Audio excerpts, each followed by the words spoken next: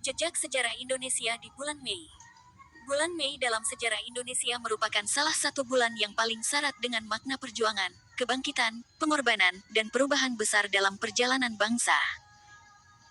Jika bulan April menggambarkan rangkaian awal kesadaran dan perkembangan, maka bulan Mei menghadirkan titik-titik penting yang menjadi penanda bangkitnya kesadaran nasional hingga lahirnya era reformasi. Bulan Mei menunjukkan bagaimana bangsa Indonesia terus bergerak dari masa penjajahan menuju kemerdekaan, hingga akhirnya menjadi negara demokratis modern. Memasuki awal abad ke-20, Indonesia masih berada di bawah penjajahan Belanda.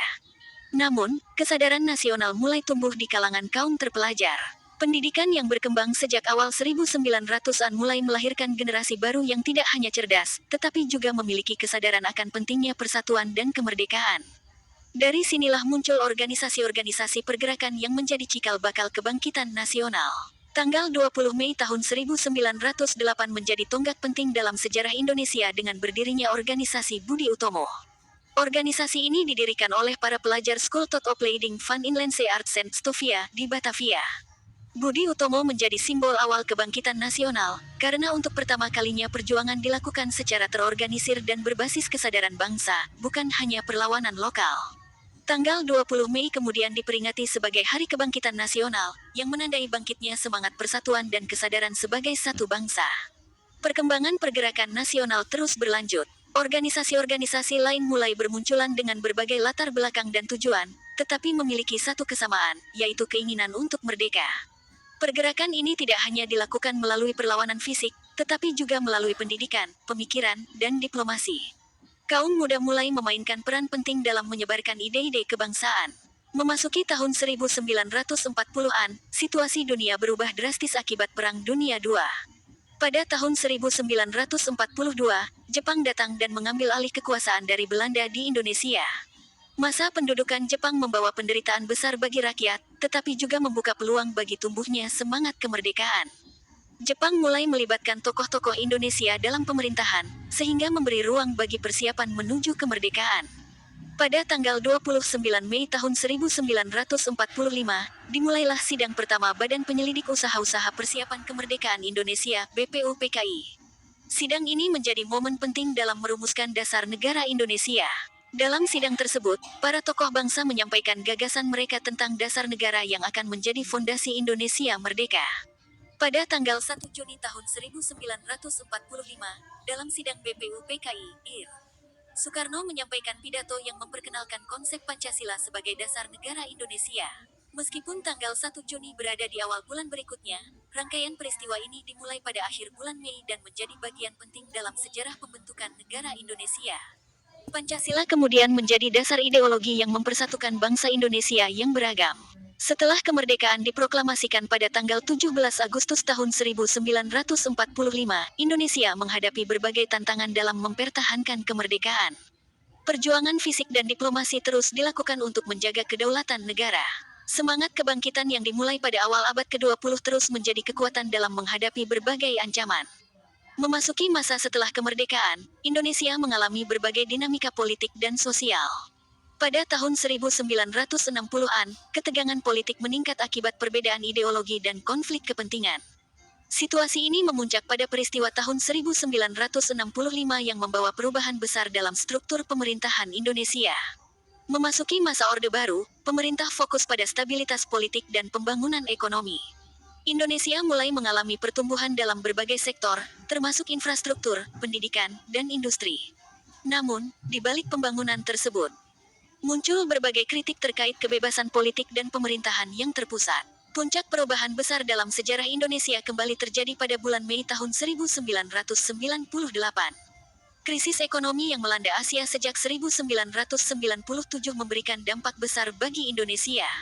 Nilai tukar rupiah jatuh, harga-harga naik, dan kondisi ekonomi rakyat semakin sulit.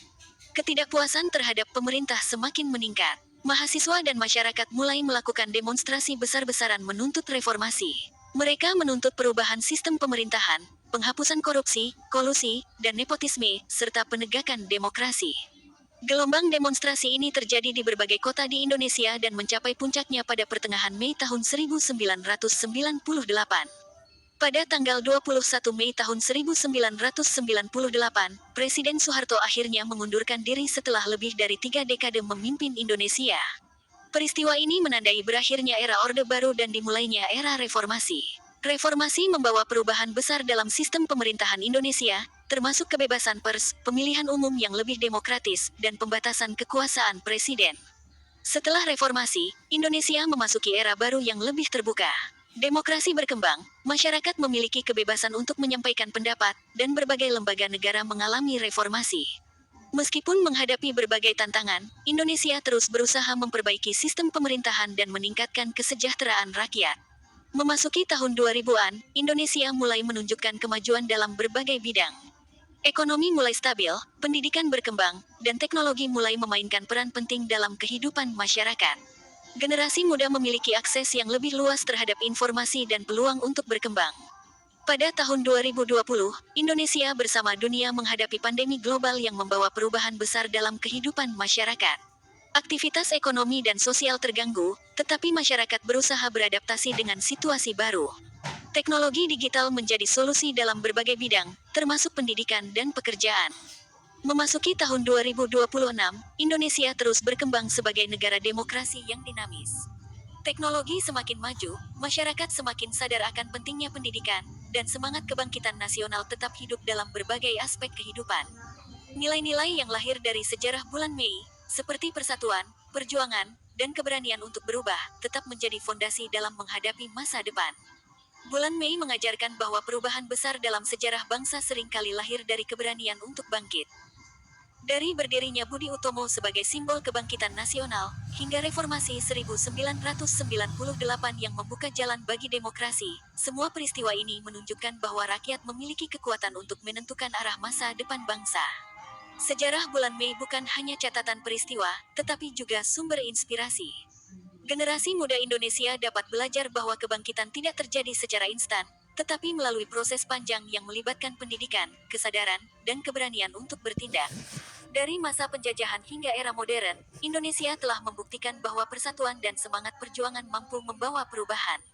Dengan memahami jejak sejarah Indonesia di bulan Mei, masyarakat dapat melihat bagaimana perjalanan bangsa ini dibentuk oleh berbagai peristiwa penting yang saling terhubung. Dari kebangkitan nasional hingga reformasi, bulan Mei menjadi simbol bahwa Indonesia adalah bangsa yang terus bergerak maju, menghadapi tantangan, dan membangun masa depan yang lebih baik. Dan jangan lupa subscribe, tekan tombol suka lalu bagikan videonya atas dukungannya. Saya ucapkan terima kasih.